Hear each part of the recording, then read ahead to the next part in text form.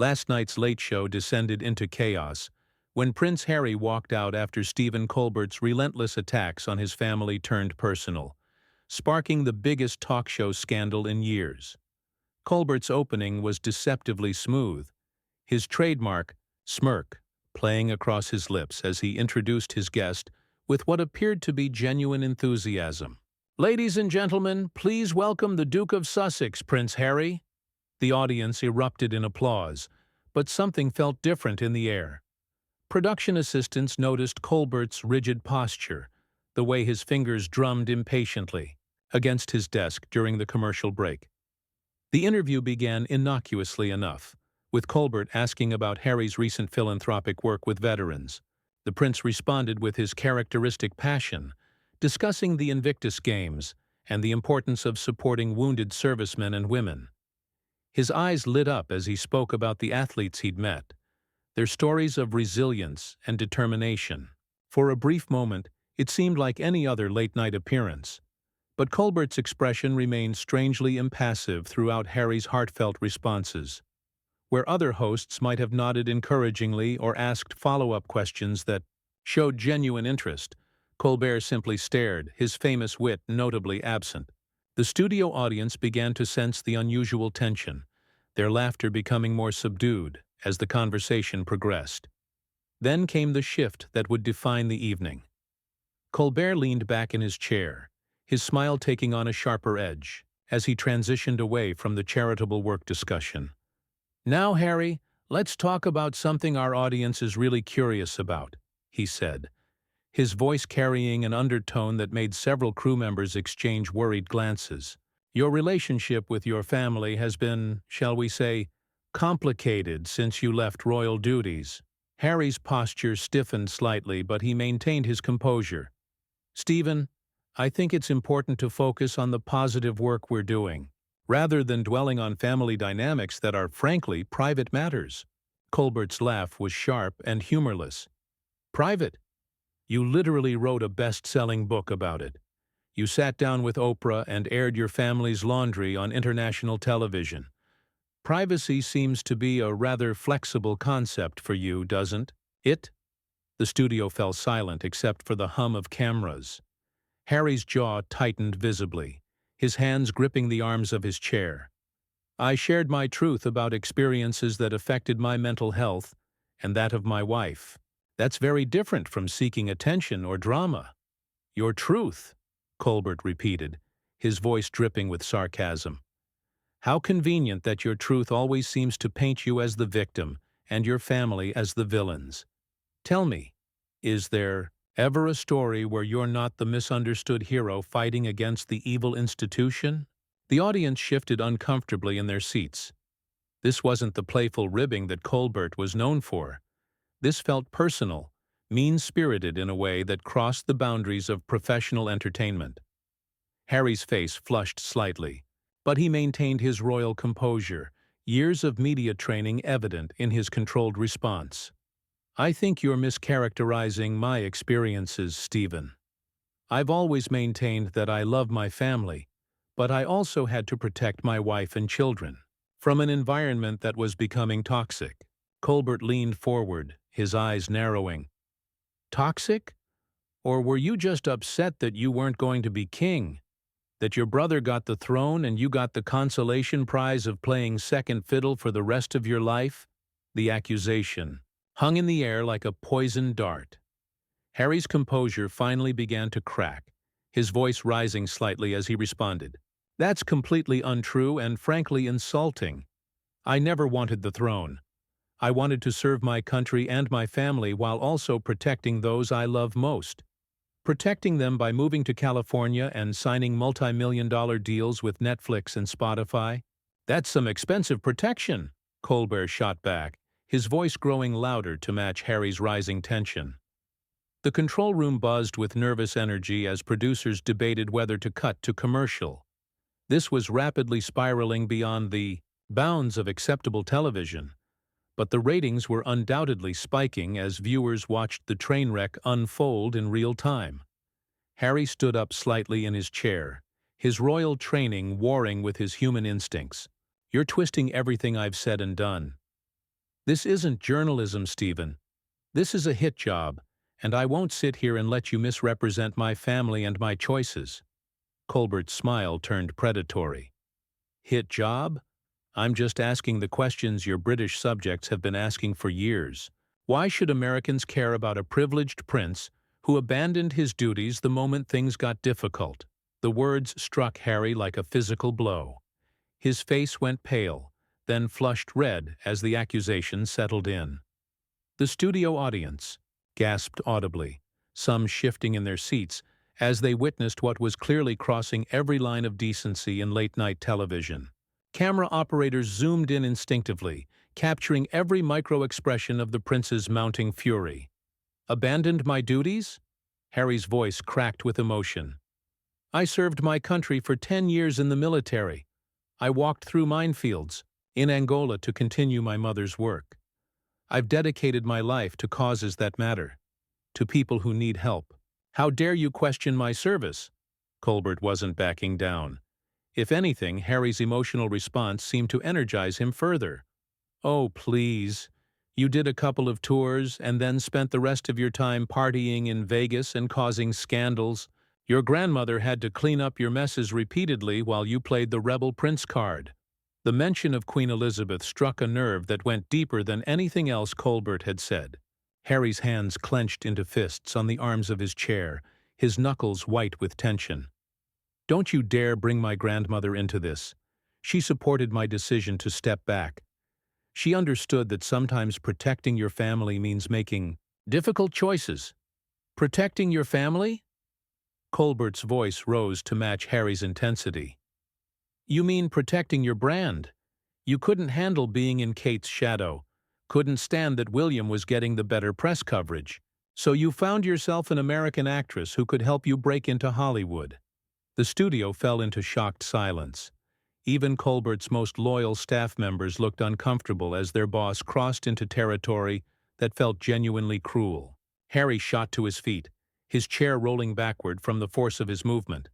The sudden motion caused security personnel to tense, ready to intervene if necessary.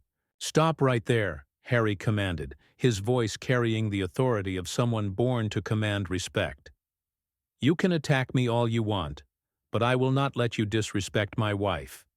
Meghan has faced more hatred and racism in 5 years than you'll ever understand, and she's handled it with more grace than you're showing right now." Colbert leaned back in his chair, clearly relishing the reaction he'd provoked. "Racism? Everything's about racism with you two, isn't it?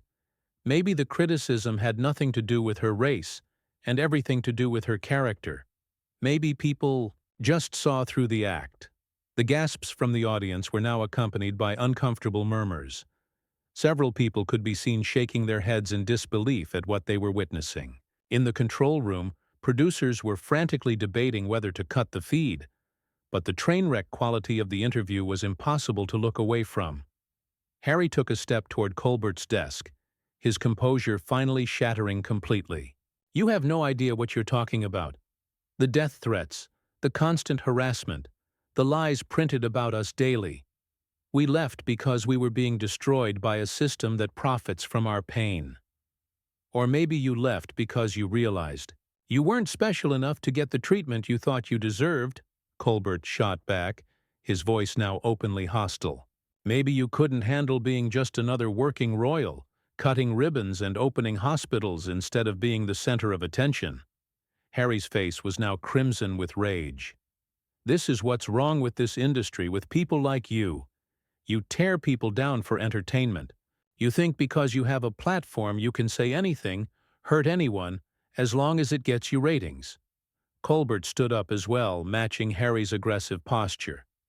"And you think because you were born into privilege, you can lecture the rest of us about how to live our lives? You want to talk about platforms? You've been using yours to settle scores and play victim since the day you left London." The confrontation had reached a fever pitch, with both men now standing and facing off across the desk that separated them. The studio audience sat in stunned silence, witnessing what was clearly an unprecedented breakdown in broadcast decorum. Camera operators continued filming, capturing every moment of the escalating disaster. I've tried to be respectful here, Harry said, his voice shaking with barely controlled anger. I came on your show in good faith, expecting a professional interview, not a character assassination designed to humiliate me in front of millions of people. Colbert's response was swift and merciless. Good faith? You want to talk about good faith? What about the good faith your family showed you for 38 years before you decided to burn it all down for a Netflix deal? The accusation hit Harry like a sledgehammer. His face went through a spectrum of emotions: shock, hurt, and then pure rage. The studio lights seemed to flicker with the intensity of the moment as Harry's breathing became visibly labored. His hands trembled slightly, not from fear, but from the effort of restraining himself from doing something he might regret on live television. Burn it all down? Harry's voice was barely above a whisper, but it carried more menace than if he had shouted. You think this is about money? You think I destroyed my relationship with my family for a business deal? His voice began to rise with each word. My mother died because of people like you, Stephen, photographers and media personalities who treated our private pain like public entertainment. The mention of Princess Diana sent a visible shockwave through the studio. Several audience members covered their mouths in horror, realizing they were witnessing something that had crossed every possible line of decency. Even the cameramen seemed hesitant to continue filming, but their professional instincts kept the cameras rolling on what was becoming television history for all the wrong reasons. Colbert's face flickered with what might have been momentary regret, but he quickly hardened his expression again. Don't hide behind your mother's memory to justify your choices. Diana would be ashamed of how you've handled this situation, turning your family drama into a global circus. The words were like gasoline on an already raging fire. Harry's composure finally exploded completely. How dare you? He roared, his voice echoing through the studio with such force that several people in the front row visibly recoiled. You have no right to speak about my mother. You didn't know her, you don't understand what she went through, and you certainly don't get to decide what she would think. Security personnel moved closer to the set, their radios crackling with urgent communications from the control room. The show's producers were in full panic mode, but the ratings were skyrocketing as word spread on social media about the unprecedented meltdown happening live on air. Colbert seemed intoxicated by the chaos he had created. I know she loved her sons and wanted them to support each other, not tear each other apart on international television. Tell me, Harry, what do you think William thinks when he sees you selling your family's secrets to the highest bidder? Harry slammed his hand down on Colbert's desk with such force that the host's coffee mug jumped and spilled across the papers scattered there. William doesn't understand. None of them understand what it's like to watch your wife suffer the same treatment that killed your mother and have everyone tell you to just accept it. The raw pain in Harry's voice was unmistakable now. This wasn't just anger anymore. It was years of suppressed grief and frustration pouring out in the worst possible venue. The studio audience sat in stunned silence, many looking deeply uncomfortable, as they witnessed what felt like a private breakdown happening in public. Colbert pressed his advantage, sensing that he had Harry completely unraveled. So your solution was to run away to California and make your problems everyone else's entertainment? At least when your mother had her troubles, she didn't charge people to watch her suffer. The comparison was the final straw. Harry's face went completely white, then flushed so red it looked almost purple under the studio lights. His entire body was shaking now, and when he spoke, his voice was deadly quiet but filled with more venom than anyone had ever heard from him. You are everything that's wrong with this industry, Harry said, each word carefully enunciated and dripping with contempt. You're a parasite who feeds off other people's pain for your own benefit. You sit behind this desk every night and tear people apart because it makes you feel powerful. But you're nothing more than a bully with a television show. Colbert's smirk never wavered, even as the personal attack landed. And you're nothing more than a spoiled brat who never learned that actions have consequences. You wanted to be a celebrity instead of a royal, So congratulations. This is what celebrity looks like. Harry stepped back from the desk, his chest heaving as he tried to regain some semblance of control. The cameras captured every moment of his struggle, the close-ups showing the tears of rage that had formed in his eyes. When he spoke again, his voice was steady but filled with a cold fury that was somehow more frightening than his earlier explosions. "I came here tonight thinking I was going to have a conversation with a professional," Harry said, straightening his jacket with deliberate precision. "Instead, I find myself being ambushed by someone who clearly planned this attack from the beginning. This isn't journalism, Stephen. This isn't even entertainment. This is just cruelty." Colbert leaned back in his chair, his smirk still intact despite the devastation he had caused. "Oh, spare me the moral lecture, Your Highness. You knew exactly what kind of show this was when you agreed to come on. If you can't handle a few tough questions, maybe you should stick to friendly podcasts and charity galas." The dismissive tone was the final insult Harry could endure. He turned to face the audience directly, his voice carrying the authority and dignity that years of royal training had instilled in him. Despite the emotional turmoil of the past 30 minutes. "Ladies and gentlemen," Harry addressed the stunned studio audience, "I want you to remember what you've witnessed here tonight. This is what passes for entertainment in our society. A man with a platform using it to deliberately inflict pain on another human being for ratings." His voice grew stronger with each word, the royal composure returning as he found his purpose in the moment. The audience sat in absolute silence, many nodding in agreement as they recognized the truth in Harry's words. Several people could be seen wiping away tears, moved by the raw emotion and dignity he was displaying in the face of such cruelty. Harry turned back to Colbert, who was now looking slightly less confident as he realized the tide in the room had shifted completely. "You want to know the difference between us, Stephen? When I make mistakes, I own them. I apologize. I try to do better. But you'll go home tonight proud of what you've done here, convinced that destroying someone on television makes you clever or important." Colbert's smirk faltered for the first time all evening. "I was just doing my job," he said, but his voice lacked the venom it had carried throughout the interview. "No," Harry replied firmly.